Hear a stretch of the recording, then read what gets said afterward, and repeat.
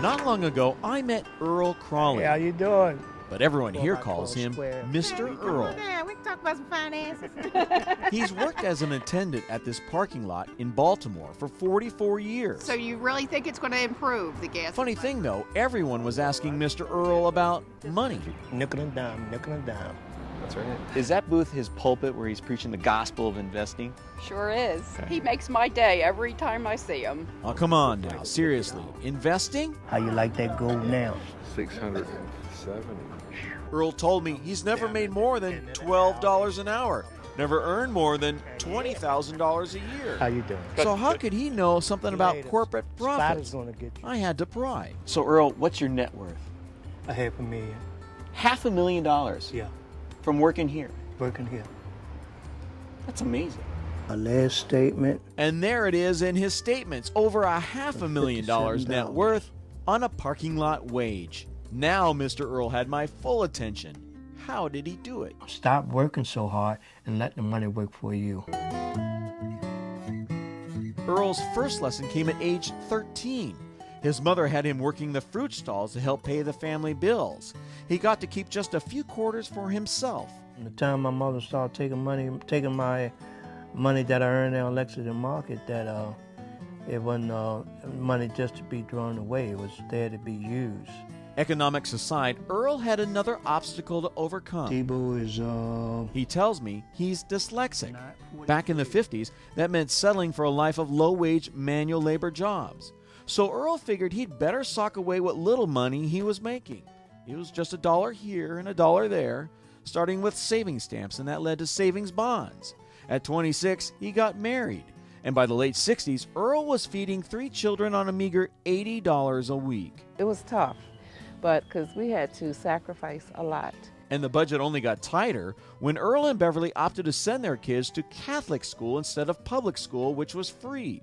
Earl took extra jobs to pay the tuition, and you better believe he made every penny count. Elementary school, I would ask for lunch money, and he would give me $1, and lunch was 85 cents, and he would reply before I walked out the door, "I want my change." As the years rolled by, Earl kept saving what seemed like meaningless amounts. He started investing $25 each month into a mutual fund and did that consistently for 15 years.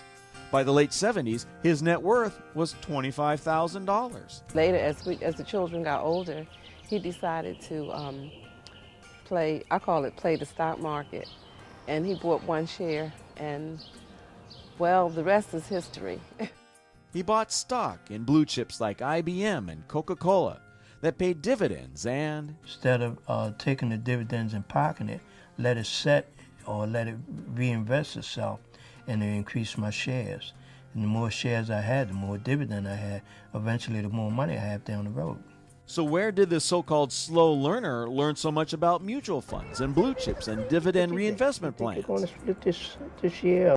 It all comes back to that parking lot. And this is my favorite part of Earl's story. You see, his lot is smack dab in the middle of a financial district where he picked the brains of brokers and bankers and lawyers for their financial advice. What's going on? You got any advice for me today in the markets? No, I'm just trying to find out something from you. Oh, all right. Talk to everybody and listen to advice that everybody give me and take it from there. Earl, why don't we take a look at what you've got in the portfolio now and see. Earl had trouble reading, so instead, he listened. He believed in the power of compound interest and stocks for the long haul, which brings us back to the present. Today, Earl's stock portfolio alone is worth more than $500,000. And yes, his house is paid for.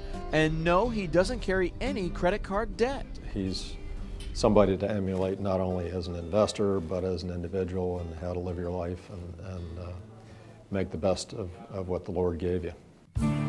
Now, Earl is paying it forward. Here comes Brenda. He's gifting shares from his portfolio to people like Brenda Thomas, who never dreamed they could have enough money to invest. And that was Coca-Cola. Because you told me to reinvest my dividends, I now have 77 shares. I'm excited about it.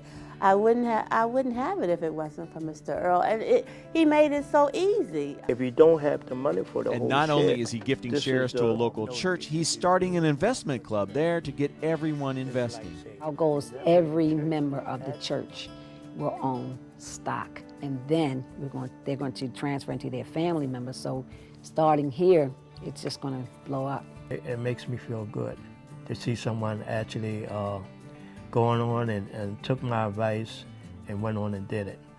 That's really a good feeling. So from his little green shack, Earl is helping others and preaching the gospel of investments. And at the end of my day with Mr. Earl, he told me his good fortune happened not in spite of, but because of his disability.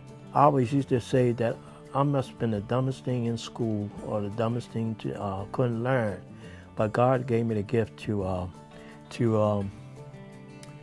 listen and act behind it, and it's one of the best things ever happened to me.